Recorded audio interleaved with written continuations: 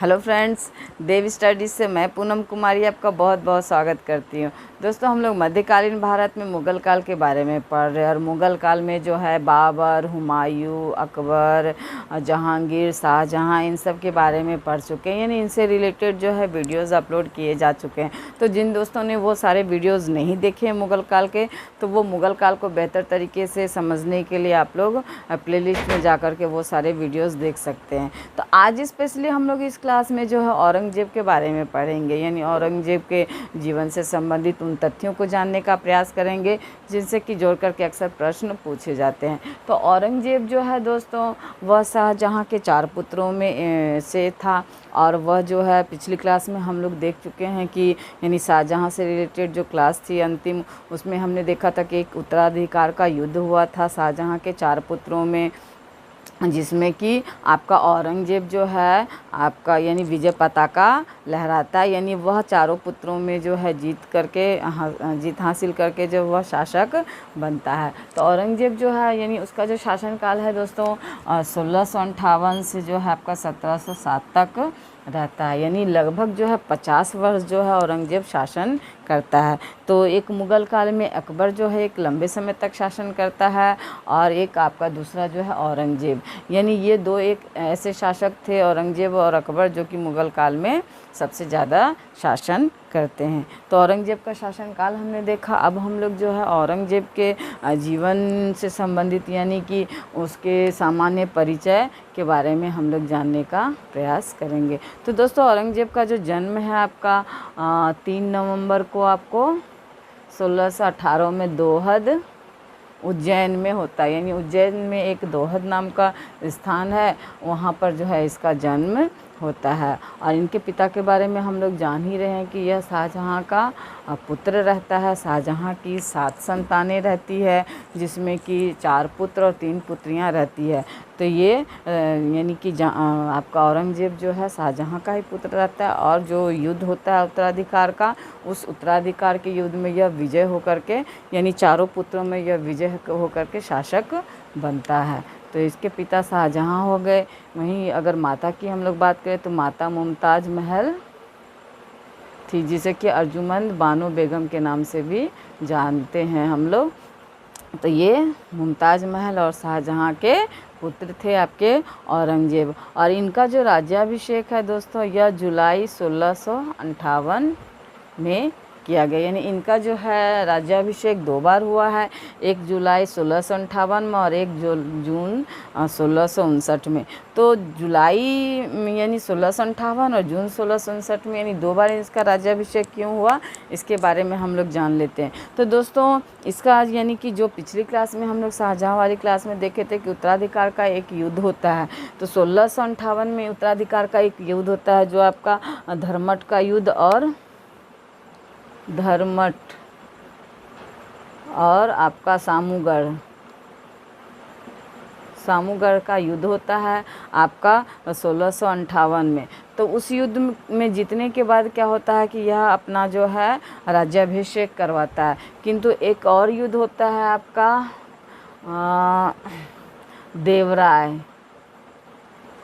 देवराय का युद्ध होता है आपका दारा शिकोह के साथ। दारा शिकोह जो कि इसका बड़ा भाई रहता है, यानी शाहजहाँ का बड़ा पुत्र रहता है, युवराज रहता है। शाहजहाँ उसको उत्तराधिकारी घोषित करता है। तो उसके साथ इसका युद्ध होता है देवराय का आपका 1659 में। तो फाइनली दारा शिकोह को यह हरा देता है और उसकी हत्या कर देता है। और फिर यह दोबारा जो है यानी जून 1659 में फिर से यह अपना राज्याभिषेक करवाता है। तो इस वजह से इसका 2 बार राज्याभिषेक होता है दोस्तों, एक आपका 1658 में और एक जून 1659 में। हम लोग मुग़ल काल में अकबर वाले क्लास में भी देख रखे हैं दोस्तों कि अकबर का भी आपका 2 बार राज्याभिषेक होता है। एक बार कालानौर पंजाब में उसका राज्याभिषेक होता है और दोबारा जो है दिल्ली और आगरा के क्षेत्र में जो है उसका राज्याभिषेक होता है। तो मुग़ल काल के 2 शासक ऐसे हैं जो आपका सबसे ज़्यादा शासन भी करते हैं और इन दोनों का ही जो है आपका राज्याभिषेक भी 2 बार होता है। तो ये यानी कन्फ्यूजिंग वाला जो यानी जो तथ्य है उसको आप लोग याद रख लीजिएगा, तो एग्ज़ाम में आपको हेल्प मिलेगा। इसके बाद जब यह शासक बनता है, राजा बनता है, तो यह एक लंबी चौड़ी उपाधि धारण करता है दोस्तों। तो उपाधि को सुन करके डरना नहीं है, हिम्मत रखना है। चलिए हम लोग पहले उपाधि देख लेते हैं। तो यह जो है उपाधि में अब्दुल मुजफ्फर, मुइनुद्दीन, मुजफ्फर, औरंगजेब, बहादुर, आलमगीर, बादशाह, गाजी की उपाधि यह धारण करता है। तो इतना लंबा चौड़ा तो याद रहने वाला है नहीं। तो मूल रूप से आप लोग गाजी याद रख लेना, आलमगीर याद रख लेना और मुजफ्फर, मुइनुद्दीन भी आप याद रख सकते हो। तो इतना बड़ा पूछेगा भी नहीं, पूछेगा जब भी तो आपको तोड़ तोड़ के ही पूछता है। तो आलमगीर याद रखिए, गाजी याद रखिए और मुजफ्फर, मुइनुद्दीन। औरंगजेब तो हम लोग जान ही रहे हैं। बहादुर भी है, ये 50 साल शासन करता है तो बहादुर ही होगा। तो इस तरह से आप जोड़ करके याद रख सकते हैं। तो यह उपाधि धारण करता है। उसके बाद इसका जो गुरु है दोस्तों, मीर मोहम्मद हकीम इनके गुरु रहते। तो कई बार जो है इनके गुरु से भी जोड़ करके प्रश्न पूछा गया है, तो आप इसके गुरु को भी याद रख सकते हैं। 50 साल के शासन के बाद जो है 1707 में दौलताबाद के पास इसकी मृत्यु हो जाती है और वहीं एक जैन उल हक के मज़ार के पास जो है इसको दफना दिया जाता है। तो यह जब जीवित था तो इसने कह रखा था दोस्तों कि इसके यानी अवशेषों पर जो है मकबरा नहीं बनाया जाए। तो इस वजह से जो है इसको मकबरा नहीं बनाया जाता और इसे जो है आपका इस जैन उल हक के मज़ार पर के पास जो है इसे दफना दिया जाता है। और यह जो है दक्षिण भारत का क्षेत्र है। क्योंकि यह जो है दोस्तों यानी औरंगजेब की एक खासियत थी कि यह अपने 25 वर्ष जो है उत्तर भारत में शासन करता है। उसके बाद जब यह दक्षिण की विजय पर निकलता है तो इसके बाकी के 25 वर्ष जो है आपका दक्षिण भारत में ही बीत जाता है और वहीं जो है इसकी मृत्यु हो जाती है। तो ये दक्षिण भारत का ही क्षेत्र रहता है आपका, जहाँ आपका इसकी मृत्यु 1707 में होती है। तो ये इसकी यानी कि सामान्य परिचय थे दोस्तों इसके जीवन से संबंधित। अब हम लोग इसके शासन प्रशासन की खासियत विशेषताओं को है जो जानने का प्रयास करेंगे। तो जब यह शासक बनता है दोस्तों तो यह क्या करता है कि जिहाद का नारा देता है, यानी धार्मिक युद्ध के तहत जो है वह जिहाद का नारा देता है। और जिहाद का नारा क्यों देता है इसके बारे में हम लोग जानते हैं आगे। तो चलिए देखते हैं हम लोग जिहाद का नारा क्यों देता है दोस्तों। ये जो है भारत को जो है दोस्तों दारुल हर्ब यानी कि गैर मुसलमान देश यह मानता था। और इस यानी भारत को जो वो गैर मुसलमान देश मानता था तो उसको दारुल इस्लाम यानी इस्लाम का देश बनाना वह चाहता था। यानी भारत जो आपका दारुल हर्ब था वह दारुल हर्ब को जो है दारुल इस्लाम में परिवर्तित करना चाहता था।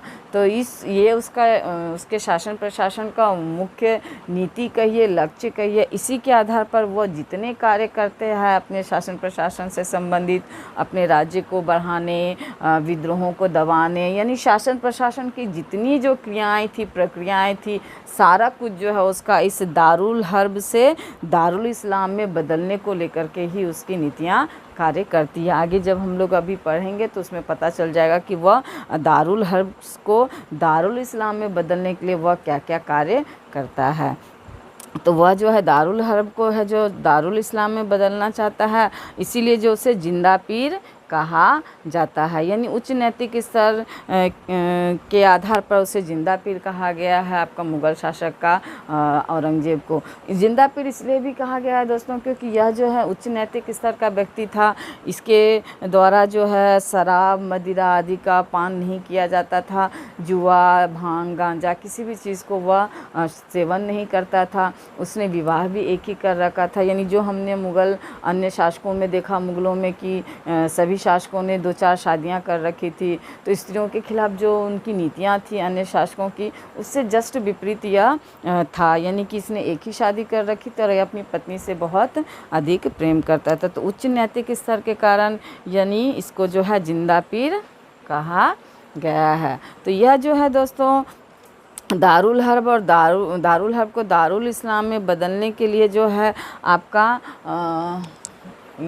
यानी कि दारुल हर्ब को दारुल इस्लाम में बदलने के लिए यह क्या करता है, कुरान को शासन का आधार बनाता है। तो यह यानी कि मैंने पहले ही बताया दोस्तों कि ये जो है दारुल हर्ब को दारुल इस्लाम में बदलने के लिए ही इसका सारा शासन प्रशासन की जितनी क्रियाएं थी इसी के आधार पर करता है। तो यहाँ वही बताया जा रहा है कि कुरान के आधार पर यह शासन को स्थापित करने का प्रयास करता है, यानी कुरान की शरीयत के आधार पर जो है यह शासन प्रशासन को चलाने का प्रयास करता है। क्योंकि यह एक कट्टर सुन्नी मुसलमान रहता है, तो यह कट्टर सुन्नी मुसलमान रहता है, तो यह जो है मूल रूप से जो है आपका इस्लाम के अनुसार ही शासन प्रशासन को चलाने का प्रयास करता है। इसके आधार पर यानी कुरान के शरीयत के आधार पर वह शासन को स्थापित करता है। और इसमें 1665 में वह क्या करता है, इसी क्रम में मंदिरों को तुड़वाता है, यानी कई हिंदू मंदिरों को जो वह तुड़वाता है आपका इस दारुल हर्ब को दारुल इस्लाम में बदलने के क्रम में। और उसके दरबार में जो है यानी बहुत से परिवर्तन वह करता है, जैसे कि दरबार में जैसे पहले से संगीत नृत्य पर प्रतिबंध वह लगाते हैं, यानी जो पहले से संगीत नृत्य आदि चल रहे थे, हमने बाकी शासकों के शासनकाल में देखा कि किस प्रकार से जो है सभी शासकों के दरबार में जो है नृत्य आपका गायन और चित्रकला आदि का जो है विकास हो रहा था। उन सारे चीज़ों को जो है यह बंद कर देता है, क्योंकि उसे यह इस्लाम के ख़िलाफ़ लगता है। यानी हर वो चीज़ वह लागू करता है जो उसे इस्लाम के अनुसार लगता है, और हर उस चीज़ पर प्रतिबंध वह लगाता है जो उसे इस्लाम या शरीयत के हिसाब से सही नहीं लगता। तो उसे जो है आपका संगीत और नृत्य जो है आपका इस्लाम के शरीयत के अनुसार सही नहीं लगता है, तो वह उस पर प्रतिबंध लगाता है। तो इसके शासनकाल में जितने भी कलाकार थे, जितने भी संगीतकार थे, चित्रकार थे, वह सब जो है दिल्ली छोड़ देते हैं और भारत के अन्य क्षेत्रों में वह निकल जाते हैं, क्योंकि इनको उन लोगों को इनके द्वारा संरक्षण नहीं मिलता है। तो इस वजह से जितने भी कलाकार थे वह दिल्ली को छोड़कर निकल जाते हैं। इसके अलावा जो नवरोज़ का त्यौहार मनाया जा रहा था पहले से, उस नवरोज़ के त्यौहार को वह बंद कर देता है। झरोखा दर्शन जो कि मतलब झरोखा दर्शन के माध्यम से शासक जो है अपना दर्शन जनता को, नागरिकों को देते थे, तो उस झरोखा दर्शन को भी यह बंद करवा देता है। वहीं तुलादान जो हमने अकबर के शासनकाल में देखा था कि तुलादान की प्रक्रिया अकबर के शासनकाल में आरंभ की गई थी।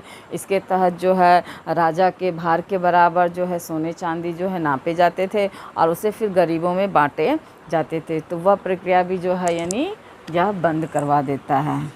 उसके बाद तिलक करना, यानी राजपूत शासकों को तिलक करके जो उसे राज दरबार में उचित स्थान दिया जाता था, सम्मान दिया जाता था, तो उस तिलक की प्रक्रिया को भी जो यह बंद करवा देता है।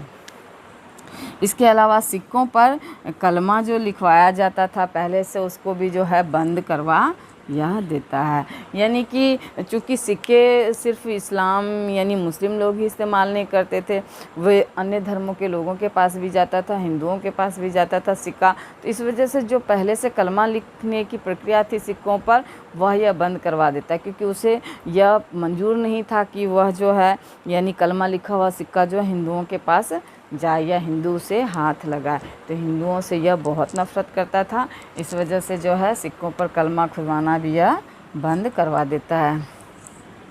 इसके अलावा सिजदा और पावस जो हम लोग बलबन के शासनकाल में देखे थे, और फिर अकबर जो है वह भी लागू करता है इस सजदा और पावस को। तो ये प्रथा भी उसे इस्लाम के विरुद्ध लगता है, इस्लाम के अनुसार, इस्लाम के शरीयत के अनुसार उसे सही नहीं लगता है, तो इसे भी वह बंद करवा देता है। इसके अलावा दरबार में जो होली, दिवाली आदि मनाया जाता था, हिंदुओं का पर्व त्योहार जो सेलिब्रेशन चलता था, यानी धार्मिक एकता को बनाए रखने के लिए अकबर के शासनकाल से हम लोग ये देखते आ रहे थे, तो ये सारा कुछ जो है वह बंद करवा देता है। वहीं वेश्यावृत्ति पर भी वह प्रतिबंध लगा देता है। तो वेश्यावृत्ति पर वह प्रतिबंध लगाता है, वेश्याओं को जो है विवाह करने की अनुमति देता है, और अगर वह यानी कि विवाह ना करे तो वह इस कार्य को उसके राज्य में रह करके वह नहीं कर सकती, उसे नगर से बाहर जाना होगा। तो ये वेश्यावृत्ति पर भी पूर्ण रूप से प्रतिबंध लगा देता है। वहीं जजिया कर को वह पुनः लगाता है, यानी कि जो जजिया कर अकबर ने जो है अपने शासनकाल में हटा दिया था, उस जजिया कर को यह लगा देता है। तो जजिया कर दोस्तों गैर इस्लामिक लोगों पर लगता था, यानी जो इस्लाम को नहीं मानते थे, इस्लाम को कबूल नहीं करते थे, उन लोगों के ऊपर यह कर लगाया जाता है। तो ये अकबर के शासनकाल में इसे हटा दिया गया था, क्योंकि अकबर का राजपूतों के साथ वैवाहिक संबंध बन गए थे, तो वह तीर्थ यात्रा कर, जजिया कर आदि सभी को हटा चुका होता है। किंतु यह चूँकि कट्टर ही मुसलमान होता है और हिंदू विरोधी इसकी नीतियाँ होती है, तो यह क्या करता है, जजिया कर को पुनः लागू कर देता है। यानी इसको इस्लाम के अनुसार, इस्लाम की शरीयत के अनुसार हर वो चीज़ जो इस्लाम के शरीयत के अनुसार सही था, उचित था, उस चीज़ को यह लागू करता है। और जो भी चीज़ इससे सही नहीं लगता है, इस्लाम के अनुसार गलत लगता है, वो सारा कुछ को यह बंद करवा देता है। तो उसका शासन प्रशासन का मुख्य आधार आपका इस्लाम, यानी कि आपका कुरान का शरीयत था। और कुरान का शरीयत को आधार ये क्यों बनाया, तो क्योंकि यह जो है दारुल हर्ब वाले देश को जो है दारुल इस्लाम में वह बदलना चाहता था। तो इस वजह से जो है वह हिंदू कई शासकों से युद्ध भी करता है, और इस्लाम यानी जिहाद का नारा दे करके जो है इस्लामिक जो अन्य शासक होते हैं, राजा होता है, उन सबको अपने में मिलाता है और अन्य हिंदू राजाओं पर वह जीत हासिल करता है। तो ये सब उसकी नीतियाँ थी। आइए और उनके अन्य कार्य भी देखते हैं दोस्तों, जिससे जोड़ करके प्रश्न पूछे जाते हैं। तो अन्य कार्य में जो है दोस्तों, राबिया उद दौरानी जो है इसकी पत्नी रहती, एक ही विवाह करता है, या यानी नैतिक आचरण में सशक्त व्यक्ति रहता है, इस वजह से इसे जिंदा पीर भी कहा जाता है, हमने यहाँ देखा। तो यह इसकी पत्नी रहती राबिया उद दौरानी, जिसे दिलराज बानो बेगम के नाम से भी जाना जाता है। तो जब इसकी मृत्यु होती है राबिया उद दौरानी की, तो उसके चूँकि अपनी पत्नी से यह बहुत प्रेम करता है, तो उसकी याद में यह बीबी का मकबरा बनवाता है औरंगाबाद में आपका 1778 से 79 के बीच में। तो यह बीबी का मकबरा से जोड़ करके बहुत प्रश्न पूछा जाता है दोस्तों, कई एग्जाम्स में पूछे गए। तो ये बीबी की मकबरा का खासियत ये रहता है दोस्तों कि जो ताजमहल इसके पिता ने इसकी माँ की याद में बनवाई थी, उस ताजमहल के यानी नकल के रूप में इसको बीबी का मकबरा को जाना जाता है, क्योंकि जो इसकी आकार, आकृति और बनावट जो है वह बहुत हद तक जो है आपका ताजमहल से मेल खाती है। तो इस वजह से जो है यह प्रश्न कई बार एग्जाम्स में पूछा गया है कि ताजमहल का नकल किसे कहा गया है। तो ताजमहल का नकल जो है आपका बीबी के मकबरे को कहा गया है। और यह किसकी याद में बनाया गया, तो राबिया उद दौरानी जो कि औरंगजेब की पत्नी रहती है, उसकी याद में जो है यह बनाया गया, जो कि दिलराज बानो बेगम के नाम से भी जानी जाती है। तो ये इसके प्रमुख निर्माण थे दोस्तों। इसके अलावा मोती मस्जिद का निर्माण भी इसके द्वारा करवाया जाता है। दिल्ली के लाल किले में इस मोती मस्जिद का यह निर्माण करवाता है। तो मोती मस्जिद का निर्माण दिल्ली के लाल किले में औरंगजेब के द्वारा करवाया जाता। वहीं शाहजहाँ के जो द्वारा है दोस्तों मोती मस्जिद का निर्माण करवाया गया था, हमने पिछली क्लास में देखा था। वह जो है यानी शाहजहाँ के द्वारा जो मोती मस्जिद का निर्माण करवाया जाता वह आपका आगरे के किले में करवाया जाता। औरंगजेब के मोती मस्जिद का निर्माण आपका दिल्ली के लाल किले में किया जाता है। तो इस अंतर को बिल्कुल निश्चित रूप से याद रखिएगा, क्योंकि बच्चे बहुत बार जो है यहाँ फंस जाते हैं और कन्फ्यूज़न में जो है गलती करके आ जाता है। यह प्रश्न जो है बार बार पूछा जाता है। तो ये मोती मस्जिद का निर्माण यानी स्थापत्य से संबंधित उसके दो कार्य थे प्रमुख, एक बीबी का मकबरा और एक मोती मस्जिद का निर्माण। तो ये उसके निर्माण से संबंधित कार्य थे। अब इसके यानी कि सैनिक व्यवस्था के बारे में जानते हैं दोस्तों। तो सैनिक व्यवस्था में इसके शासनकाल में दोस्तों सर्वाधिक जो हिंदू सेनापति देखने को मिलता है। हालांकि यह कट्टर मुसलमान रहता है, सुन्नी मुसलमान, और इसकी जितनी नीतियां रहती सारा का सारा जो है हिंदुओं के खिलाफ रहता है। वह मंदिरों को तुड़वाता है, उस पर यानी हिंदुओं पर एक्स्ट्रा कर लगाता है। कर भी ऐसा लगाता है कि जिसकी जिस प्रकार से इनकम हो, यानी जिसकी ज़्यादा इनकम हो उस अनुसार जो है वह कर लगाता है। यानी कुल मिलाकर टोटल नीतियाँ इसकी जो है हिंदुओं के खिलाफ थी। किंतु इसके शासनकाल की विशेषता यह है कि इसके दरबार में सबसे ज़्यादा अमीर थे और सबसे ज़्यादा जो है सेना में सेनापति इसके, यानी मुग़ल काल के जितने भी राजा थे सर्वाधिक सेनापति इसके ही शासनकाल में थे। यानी कि कुल सेनापति का 1/3 भाग जो है आपका हिंदू थे। यानी लगभग कुल सेना का 33% जो है सेनापति आपका हिंदू थे आपका औरंगजेब के शासनकाल में। यानी यह कट्टर हिंदू विरोधी होते हुए भी जो है सबसे ज़्यादा अमीर भी इसके दरबार में ही देखने को मिलते हैं और सबसे ज़्यादा सेनापति भी जो है इसके सेना में देखने को मिलते हैं। तो कुल मिलाकर हमने आज इस औरंगजेब के संबंधित क्लास में औरंगजेब की परिचय, यानी जो सामान्य परिचय है हमने उनके बारे में जाना। फिर उसकी जो यानी कि शासन प्रशासन की नीतियाँ थी, बेसिक जानकारी हमने उनके बारे में जानी, जो कि एग्ज़ाम्स के दृष्टिकोण से आपका महत्वपूर्ण है। अगली क्लास में जो है दोस्तों हम लोग इसके साम्राज्य विस्तार के बारे में जानने का प्रयास करेंगे, जो कि एग्ज़ाम्स के दृष्टिकोण से महत्वपूर्ण माना जाता है। तो तब तक देवी स्टडीज़ से जुड़े रहिए। जितना हो सके मेरे वीडियो को लाइक और अपने दोस्तों को शेयर कीजिए। और अब तक अगर मेरे चैनल को सब्सक्राइब नहीं किए हैं तो चैनल को सब्सक्राइब भी ज़रूर कीजिए।